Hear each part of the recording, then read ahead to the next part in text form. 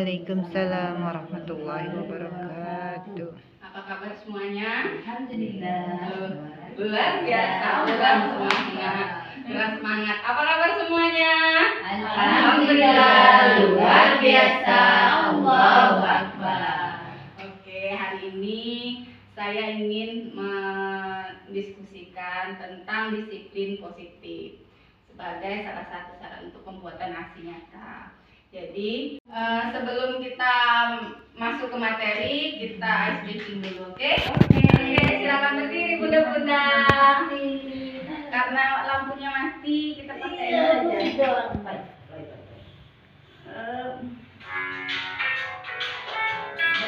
Ayo, ada yang di depan satu? Oke. Ayo.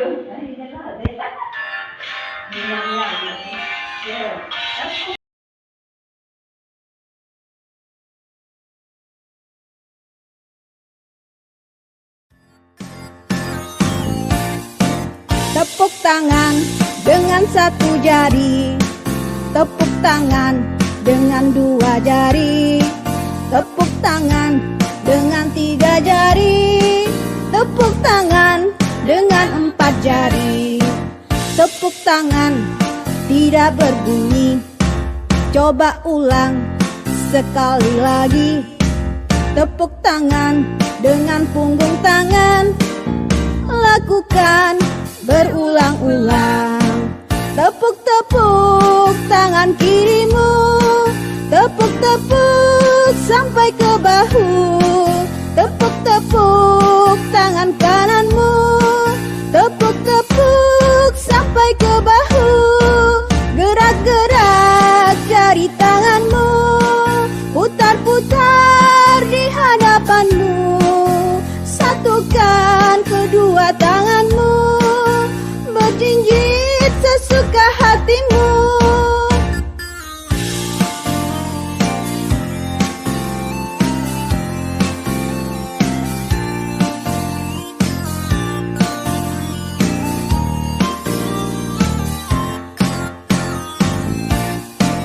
Tepuk tangan dengan satu jari, tepuk tangan dengan dua jari, tepuk tangan dengan tiga jari, tepuk tangan dengan empat jari. Tepuk tangan tidak berbunyi, coba ulang sekali lagi.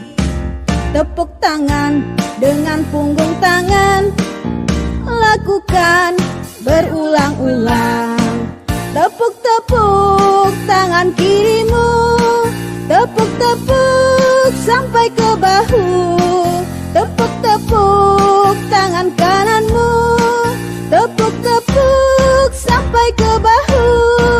Gerak-gerak jari tanganmu, putar-putar di hadapanmu. Satukan kedua tanganmu, berjinjit sesuka hatimu.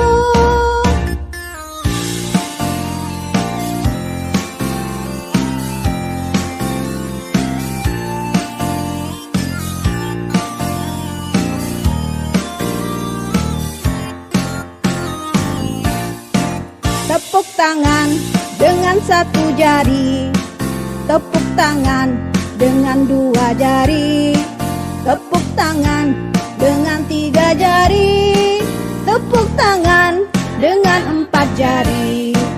Tepuk tangan tidak berbunyi, coba ulang sekali lagi. Tepuk tangan dengan punggung tangan, lakukan berulang-ulang. Tepuk-tepuk tangan kiri. Kemudian ada nilai-nilai kebajikannya, restitusi atau posisi 5 posisi kontrol, kemudian segitiga restitusinya. Dalam proyek nilai kebajikan ini ada beberapa, termasuk profil pelajar Pancasila yang sudah ada. Kemudian nanti ada 5 posisi kontrol kita sebagai seorang guru. Jadi nanti kita bisa mendeskripsikan diri kita sudah di posisi kontrol yang seperti apa. Oke. Oke, kita mulai ya. Untuk posisi kontrol yang pertama itu ada penghukum, pembuat rasa bersalah, teman, pemantau, dan manajer. Dalam 5 posisi kontrol ini sebenarnya motivasinya ada 2. Yang pertama dari luar, yang kedua itu dari dalam atau eksternal dan intrinsik. Nah, yang eksternalnya itu ya seperti tadi penghukum, pembuat rasa bersalah, teman, dan pemantau itu dari eksternal, dari luar. Kalau yang dari dalamnya itu seperti manajer, dalam posisi manajer. Nah, kemudian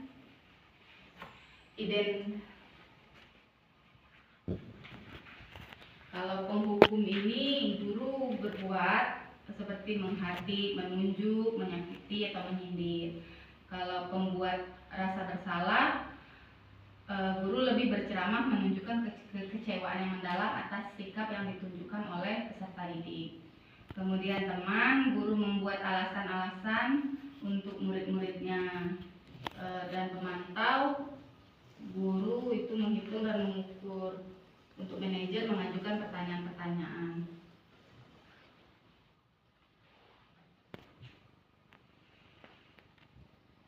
Kira-kira kita ini sudah di posisi kontrol yang mana? Cut yuk.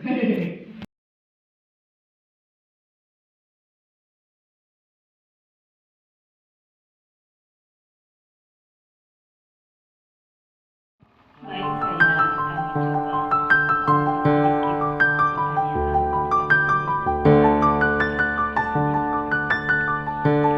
yang cukup simpel. Pertanyaannya itu seperti ini. Kenapa harus berada di posisi manajer atau posisi yang teratas, level teratas? Kenapa tidak kita ambil posisi teman?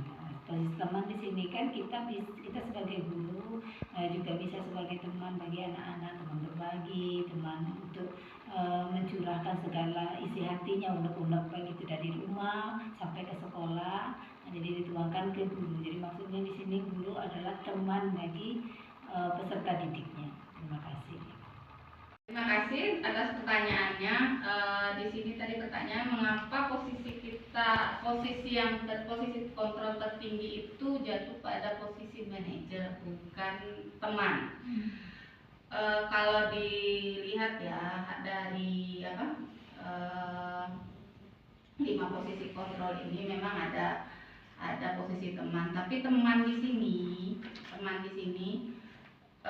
ini hasilnya kalau kita memposisikan dalam posisi ini, guru tidak akan menyakiti murid. Memang bagus, namun akan tetap berupaya mengontrol murid melalui persuasif atau pendekatan-pendekatan.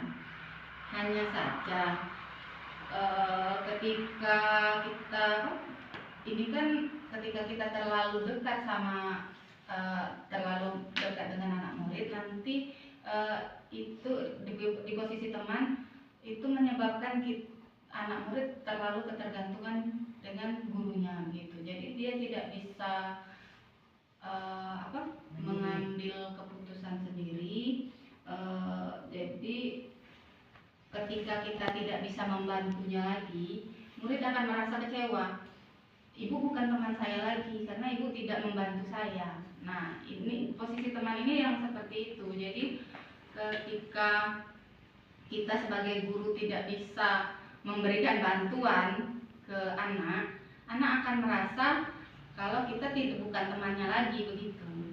Jadi hasilnya nanti anak-anak akan ketergantungan dengan gurunya. Kalau posisi manajer ini kan murid itu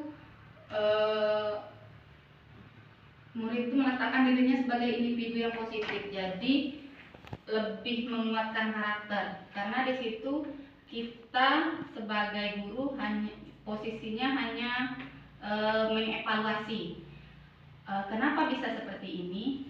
anak lah yang mencari pemecahan masalahnya anak, solusinya itu dari anak. Jadi lebih bagaimana pembentukan karakter watak anak itu lebih di posisi manajer itu lebih terbentuk dibandingkan dengan posisi kontrol teman, karena di posisi kontrol teman itu menyebabkan anak lebih ketergantungan dengan seperti itu.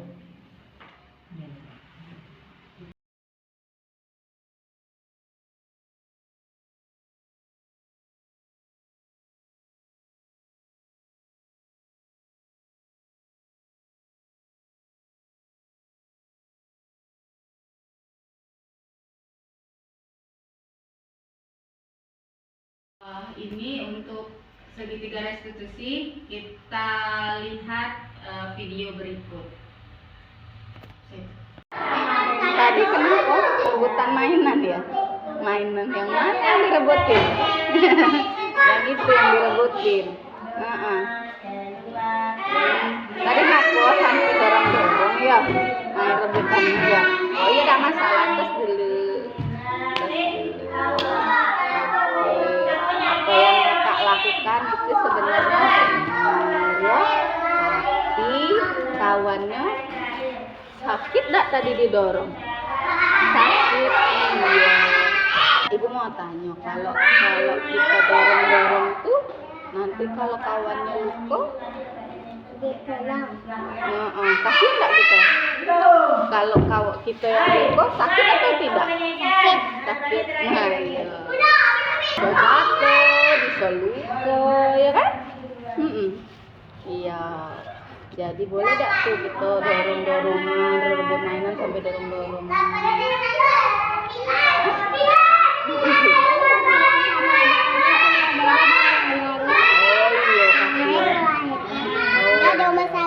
Di rumah sakit. Jadi kayak mana supaya bisa main sama-sama?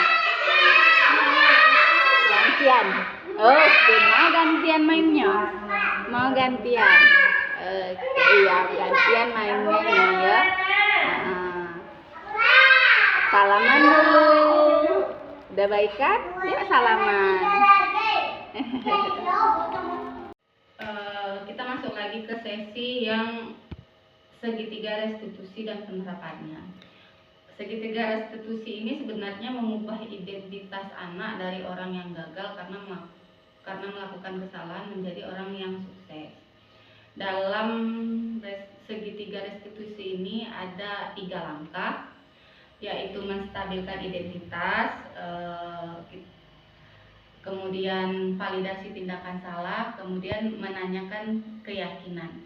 Di sini dengan berhubungan dengan teori gunung es, karena kan ketika gunung es itu kita hanya melihat permukaannya saja, kita tidak tahu motivasi anak berbuat sesuatu itu kan kita belum tahu. Nah, dalam segitiga restitusi ini kita gali. Jadi melalui pendekatan-pendekatan seperti tadi, menstabilkan identitas, validasi tindakan salah, dan menanyakan keyakinan. Untuk menstabilkan identitas itu kita semua akan melakukan hal terbaik yang bisa kita lakukan. Contoh,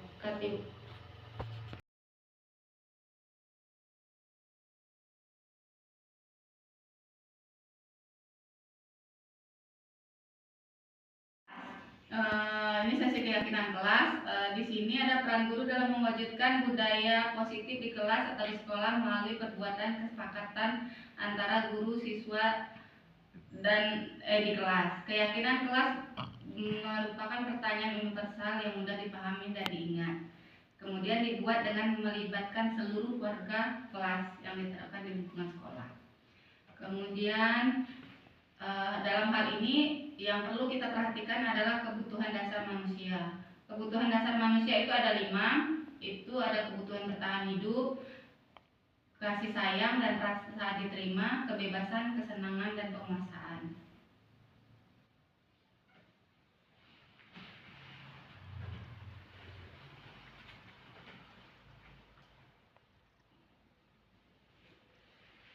Restitusi tadi Pendekatan restitusi. Restitusi adalah sebuah proses menciptakan kondisi murid untuk memperbaiki kesalahan mereka sehingga mereka dapat kembali pada kelompok mereka dengan karakter yang lebih kuat.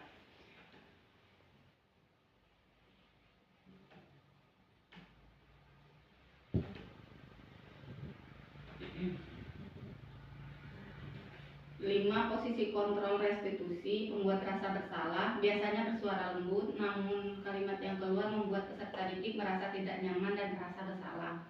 Kemudian penghukum, biasanya menggunakan hukuman verbal dengan verbal. Kemudian teman, guru biasanya memposisikan diri sebagai teman pada peserta didiknya dengan menggunakan hubungan yang baik dan humor. Pemantau mengawasi posisi ini berdasarkan pada peraturan dan konsekuensi yang berlaku.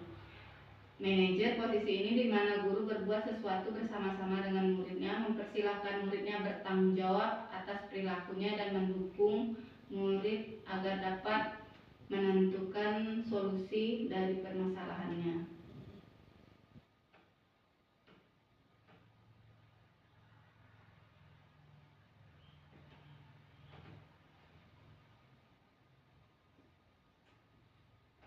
Yang pertama, menstabilkan identitas. Bagian ini bertujuan mengubah identitas anak dari yang gagal karena melakukan kesalahan menjadi orang yang sukses. Jika kita mengkritik mereka, maka kita akan tetap membuatnya dalam posisi gagal. Contoh kalimatnya, berbuat salah itu tidak apa-apa.